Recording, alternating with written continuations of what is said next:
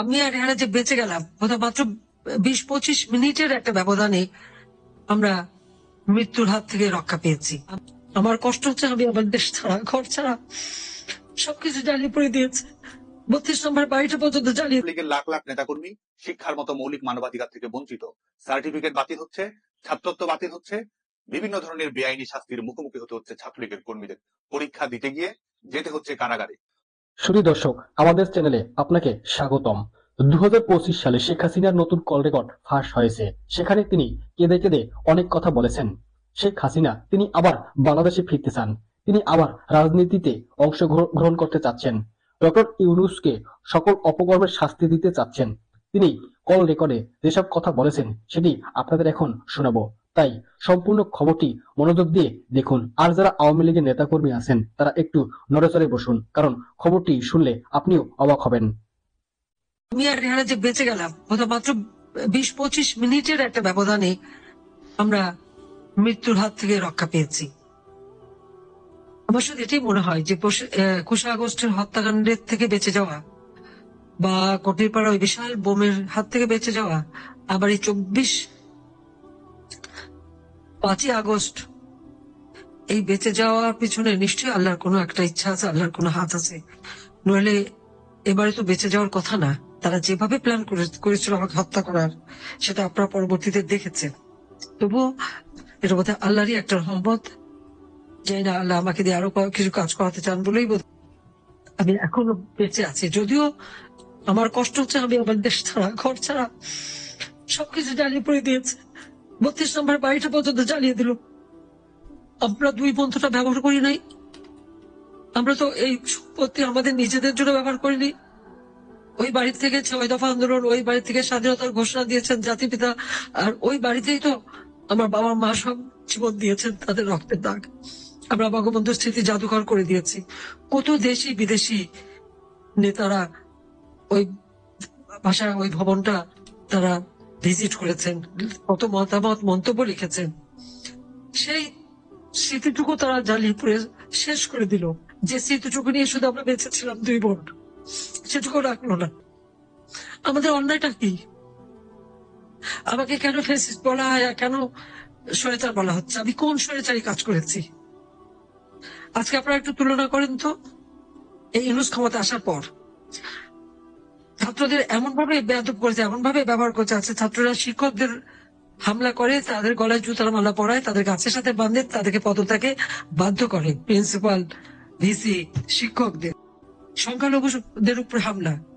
শুধু সংখ্যালঘু কেন, তারা সমস্ত দরগা শরীফ, পীর আউলিয়ার মাজার, সেখানেও তারা হামলা করে।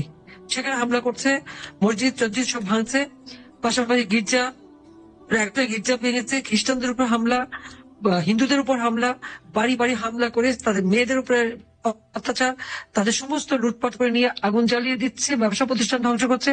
সবচেয়ে বড় কথা, পুলিশ কত হাজার যে পুলিশ হত্যা করেছে, এবং শুধু হত্যা করে না, হাত কেটে দেওয়া, পা কেটে দেওয়া, আগুন দিয়ে জ্বালিয়ে দেওয়া, সেই কাণ্ড পর্যন্ত করেছে। তারপর অজস্র মিথ্যা মামলা।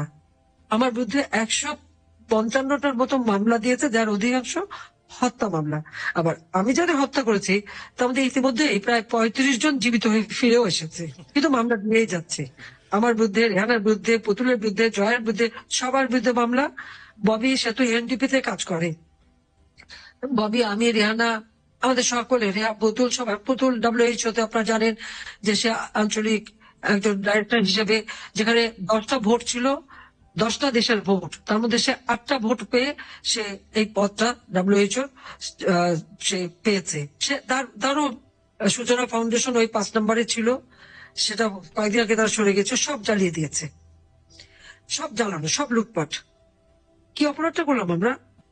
খাদ্য নিরাপত্তা দিয়েছি, দারিদ্রের হার কমেছে, মানুষের কল্যাণ করেছি, মানুষের শিক্ষার ব্যবস্থা করে দিয়েছি। ফ্যাসিস্ট কে?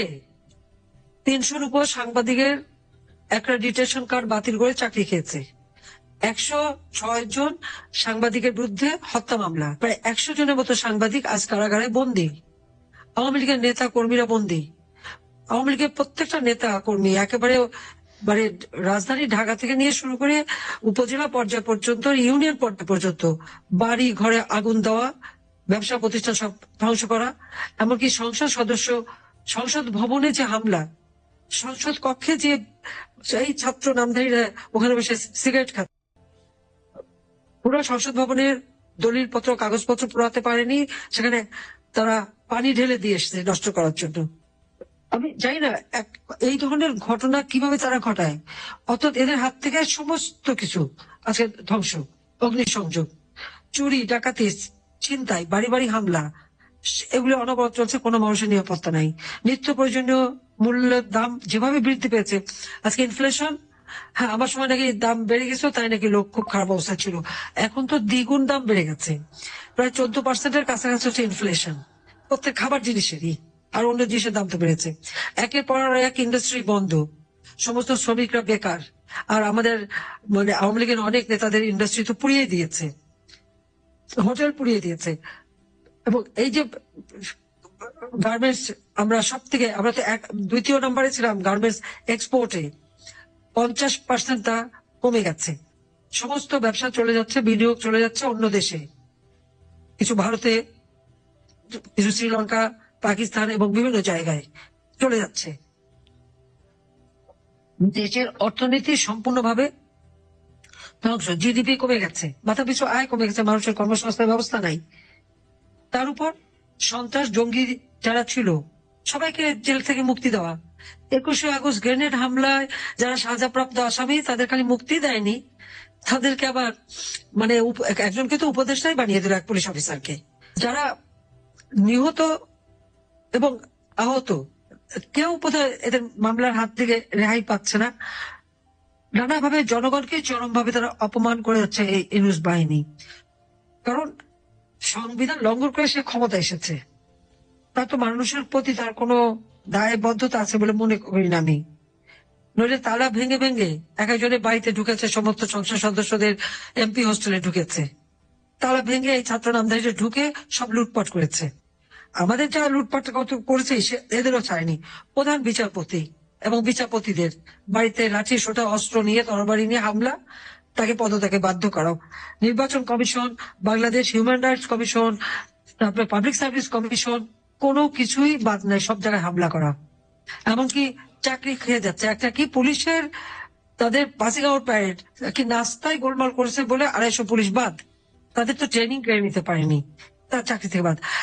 সরকারি অফিসারদের অপমান করা, গত 25 জনের বিরুদ্ধে মামলা, 3 জন সাবেক প্রিন্সিপাল সেক্রেটারি কারাগারে বন্দী। সরকারি অফিসার, পুলিশ অফিসার থেকে শুরু করে কেউ তো বাদ যাচ্ছে না, কেউ তো বাদ যাচ্ছে না। দেশটাকে একটা জঙ্গি রাষ্ট্রে পরিণত করেছে, জঙ্গিদের দ্বারা চালাচ্ছে। হলি আর্টিজানে যখন আক্রমণ হলো, আমরা সেটা মোকাবেলা করে তাদেরকে বিচার করলাম, সাজাপ্রাপ্ত আসামি ইউনূস সাহেব তাদেরকেও ছেড়ে, তারাও মুক্তি পেয়ে গেছে। 21শে আগস্ট গ্রেনেড হামলার আসামি সাজাপ্রাপ্ত, হলি আর্টিজানের আসামি, 7 খুনের আসামি সবই মুক্ত। কোন সন্ত্রাসী দুর্নীতিবাজ কেউই আর জেলে নেই। আপনারা দেখেছেন যে তারেক রহমানের দুর্নীতির ব্যাপারে FBI এর একজন অফিসার তিনি কিন্তু একটা মেসেজ দিয়েছে, একটা স্ট্যাটাস দিয়েছে, সে যে নিজে এসে সাক্ষী দিয়ে গিয়েছিল, সেই সাক্ষী দিয়েছে তার সাজা। এবং খালেদা জিয়ার নাইকো কেসেও কিন্তু তারা সাক্ষী দিতে প্রস্তুত ছিল। সে অসুস্থ হয়ে যায় বারবার, আমি তো তাকে যাতে সাজা থেকে মুক্তি দিয়ে বাড়িতে থাকার ব্যবস্থা করে দিয়েছিলাম আমার এক্সিকিউটিভ অথরিটি দিয়ে। সে একটা মামলা কয়েক ঘন্টার মধ্যে দেখা গেল যে কয়েকশো মামলা থেকে সবাই খালাস। অর্থাৎ কি, বাংলাদেশ এখন সন্ত্রাস জঙ্গিদের অভয়ারণ্য, তাদের দ্বারাই ক্ষমতা দখল করেছে ইউনূস এবং তাদের নিয়ে চলছে। তাহলে একটা মিডিয়া কথা বলতে পারে না, কোনো নিউজ দিতে পারে না। আওয়ামী লীগের নেতা কর্মীরা 14 ডিসেম্বর বুদ্ধিজীবী কবরস্থানে যাবে, সেখানে যেতে পারবে না, পুলিশের বাধা, তারা একটা ফুল পর্যন্ত নিতে দেয়নি। তারপর বলে আওয়ামী লীগ আসে নাই। এক কলমের খোঁচায় নির্বাচিত জেলা পরিষদ, উপজেলা পরিষদ, ইউনিয়ন পরিষদ সব বাতিল। 76 বছরের লড়াই, সংগ্রাম, আত্মত্যাগ এবং অর্জন পেরিয়ে বাংলাদেশ ছাত্রলীগকে এবারের প্রতিষ্ঠাবার্ষিকী পালন করতে হচ্ছে ভিন্ন এক বাস্তবতায়। মৃত্যুর মিছিলে যোগ হয়েছে অনেক কর্মীর নাম, কারাগারে রয়েছে হাজারো নেতাকর্মী। বাংলাদেশ ছাত্রলীগের লাখ লাখ নেতাকর্মী শিক্ষার মতো মৌলিক মানবাধিকার থেকে বঞ্চিত। সার্টিফিকেট বাতিল হচ্ছে, ছাত্রত্ব বাতিল হচ্ছে, বিভিন্ন ধরনের বেআইনি শাস্তির মুখোমুখি হতে হচ্ছে ছাত্রলীগের কর্মীদের। পরীক্ষা দিতে গিয়ে যেতে হচ্ছে কারাগারে, বাবার জানাজায় যাওয়ার সুযোগ হচ্ছে না, মা মৃত্যুর কোলে ঢলে পড়ছে জায়নামাজেই। জয় বাংলা বলার অপরাধে বিসর্জন দিতে হচ্ছে জীবন। ফ্যাসিস্ট শোষকের জুলুম, নির্যাতন, নিষ্পেষণে প্রত্যেকটি মুহূর্ত কাটাতে হচ্ছে আতঙ্কে। ঠিক এই মুহূর্তে দাঁড়িয়ে বাংলাদেশ ছাত্রলীগের নেতাকর্মীদের পাশে থাকার, সহযোগিতা করার সুযোগ এবং সক্ষমতা সবসময় আমাদের হচ্ছে না। অনেকের খোঁজ খবরও আমরা রাখতে পারছি না। বাংলাদেশ ছাত্রলীগের কর্মীদের অনেকের মাঝেও অভিমান রয়েছে। বাংলাদেশ ছাত্রলীগের কর্মী হিসেবে, সহযোদ্ধা হিসেবে আমি সবার কাছেই আন্তরিকভাবে ক্ষমা প্রার্থনা করছি। প্রতিকূল এই পরিস্থিতির মুখেও বাংলাদেশ ছাত্রলীগের নেতাকর্মীদের সাথে সহযোগিতামূলক সম্পর্ক বজায় রেখেছে সাধারণ শিক্ষার্থীরা। তাদের প্রিয় বন্ধু বা সহপাঠীর ক্লাস করার অধিকার, আবাসিক হলে থাকার অধিকার, পরীক্ষা দেওয়ার অধিকার, গণতান্ত্রিক অধিকারের ব্যাপারে সোচ্চার থেকেছে ছাত্র সমাজ। বাংলাদেশ ছাত্রলীগের পক্ষ থেকে তাদের সবার প্রতি আন্তরিক কৃতজ্ঞতা জানাচ্ছি। বাংলাদেশ ছাত্রলীগ একই সাথে যেমন অর্জনের কারিগর, ইতিহাসের নির্ধারক, শিক্ষার্থীদের বিশ্বস্ততার প্রিয় নাম, একই সঙ্গে এটি নির্দ্বিধায় আমি স্বীকার করি যে চলার পথে আমাদেরও ভুল ত্রুটি রয়েছে, সীমাবদ্ধতা রয়েছে। আমরা প্রতিজ্ঞা করছি অতীতের ভুল ত্রুটি, সীমাবদ্ধতা অতিক্রম এবং সংশোধন করেই বাংলাদেশ ছাত্রলীগ আগামীতে তারুণ্যের স্বপ্ন পূরণের জন্য, শিক্ষার অধিকারের জন্য, মৌলিক মানবাধিকারের জন্য, গণতন্ত্রের জন্য লড়াই অব্যাহত রাখবে। কোটা সংস্কার আন্দোলনে বাংলাদেশ ছাত্রলীগ দায়িত্বশীল ভূমিকা পালন করার চেষ্টা করেছে। আমি জানি শিক্ষার্থীদের অনেকের মনে প্রশ্ন রয়েছে, দ্বিধা রয়েছে, সংশয় রয়েছে। একটি ছাত্র সংগঠন হিসেবে বাংলাদেশ ছাত্রলীগ শিক্ষার্থীদের প্রত্যাশা প্রতিহত করার চেষ্টা করেছে। কোটা সংস্কারের দাবিতে আমরা মিছিল করেছি, সমাবেশ করেছি, প্রেস কনফারেন্সে আমাদের বক্তব্য তুলে ধরেছি। শুধু তাই নয়, কোটা সমস্যার একটি যৌক্তিক, অন্তর্ভুক্তিমূলক, আধুনিক এবং টেকসই সমাধান করার জন্য আমরা ডোর টু ডোর ক্যাম্পেইন চালু করা, বিশেষজ্ঞদের মতামত সংগ্রহ করা এবং শিক্ষার্থীরা কোটা সংস্কার নিয়ে কি ভাবছে সেই প্রত্যাশাগুলোর রূপায়ণ ঘটানোর চেষ্টা করেছি। শুধু তাই নয়, সংশ্লিষ্ট সকল মন্ত্রণালয়, অ্যাটর্নি জেনারেল অফিস, আইনি পদক্ষেপ প্রত্যেকটি ক্ষেত্রেই বাংলাদেশ ছাত্রলীগ সম্পৃক্ত থেকেছে, যাতে করে শিক্ষার্থীদের সমস্যার একটি যুগোপযোগী, আধুনিক এবং স্মার্ট সমাধান তৈরি করা সম্ভব হয়। এবং সেই পরিপ্রেক্ষিতেই বাংলাদেশ ছাত্রলীগের আন্দোলনের ধারাবাহিকতা, সরকারের কাছে ছাত্র সমাজের বক্তব্য তুলে ধরা এবং আইনি পদক্ষেপের মাধ্যমে এই সমস্যার সমাধানের একটি যৌক্তিক পথ উন্মুক্ত হয়েছিল হাইকোর্টের রায়ের উপরে স্টে অর্ডার প্রদান করার মাধ্যমে। বাংলাদেশের ছাত্র সমাজ, সিভিল সোসাইটি এবং সাংবাদিক বন্ধুদেরকে আমি মনে করিয়ে দিতে চাই, 11 জুলাই 2024 থেকেই বাংলাদেশে কোনো কোটা কার্যকর ছিল না, কিন্তু অপশক্তির উদ্দেশ্য ছিল ভিন্ন। শিক্ষার্থীদের লাশের বিনিময়ে ক্ষমতার জবরদখল করাই ছিল তাদের মূল লক্ষ্য। এই লক্ষ্যেই তারা পরিকল্পিত সন্ত্রাস ঘটিয়েছে, শিক্ষার্থীদের অভ্যন্তরে প্রবেশ করে তাদের বুকে গুলি চালিয়েছে এবং পরিকল্পিতভাবে তার দায় সরকারের উপর চাপিয়ে দেওয়ার চেষ্টা করেছে। অথচ দুর্ভাগ্যের বিষয়, ঘাতকেরাই আজকে ক্ষমতা কুক্ষিগত করে বসে আছে। শেখ হাসিনা সরকার এই হত্যাকাণ্ডগুলোর বিচার সম্পন্ন করার জন্য স্বাধীন বিচার বিভাগের তদন্ত কমিটি গঠন করেছিল, জাতিসংঘকে তদন্ত করার আহ্বান জানিয়েছিল। অথচ আজ ক্ষমতায় আছে তারা যাদের হাতে রক্তের দাগ লেগে রয়েছে। আজকে এই ফ্যাসিস্ট খুনি সরকার খুনিদেরকে ইন্ডেমনিটি প্রদান করেছে। শুধুমাত্র পলিটিক্যাল গ্রুপ হিসেবে আওয়ামী লীগ, ছাত্রলীগের নেতাকর্মীরা, আইন শৃঙ্খলা রক্ষাকারী বাহিনীর সদস্যরা, ধর্মীয় পরিচয়ের কারণে ভিন্ন ধর্মাবলম্বী মানুষেরা নির্মম হত্যাকাণ্ডের শিকার হয়েছে তাদের কাছেই যারা আজকে ক্ষমতার ছড়ি করাচ্ছে। 77তম প্রতিষ্ঠা বার্ষিকীতে আমাদের প্রত্যয় ফ্যাসিস্ট ইউনূসের রিসেট বাটন দুমড়ে মুছে দিয়ে ডেমোক্রেসি রিস্টোর করার। আমাদের প্রত্যয় বঙ্গবন্ধু কন্যা দেশরত্ন শেখ হাসিনার সাহসী এবং সাফল্যময় প্রত্যাবর্তন নিশ্চিত করার মাধ্যমে জনগণকে বিজয়ী করার। আমাদের প্রত্যয় জাতির পিতা বঙ্গবন্ধু শেখ মুজিবুর রহমান 1971 সালের 7ই মার্চে যেটি বলেছিলেন, জনগণের নির্বাচিত প্রতিনিধিদের কাছে ক্ষমতা হস্তান্তর করতে হবে। এটির মাধ্যমে এই অনির্বাচিত, অবৈধ, বেআইনি, অসাংবিধানিক স্বৈর শাসকের পরাজয় নিশ্চিত করা।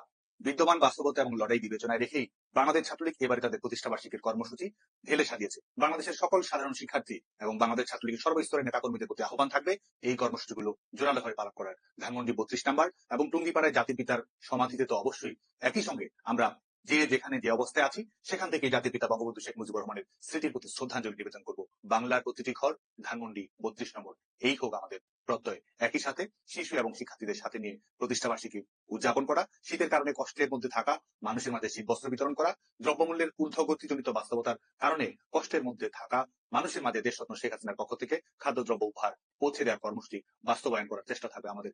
একই সাথে গণতন্ত্র, মৌলিক মানবাধিকার প্রতিষ্ঠা এবং বাস্তবায়ন করার জন্য বাংলার জনগণের অর্থনৈতিক মুক্তি, জনগণের জীবন, নিরাপত্তা, স্বস্তি এবং সমৃদ্ধির জন্য দেশরত্ন শেখ হাসিনার প্রতি বাংলাদেশের তরুণ প্রজন্মের কমিটমেন্টের বহিঃপ্রকাশ হিসেবে শেখ হাসিনা আসবে, বাংলাদেশ আসবে শীর্ষক মিছিল এবং র্যালি।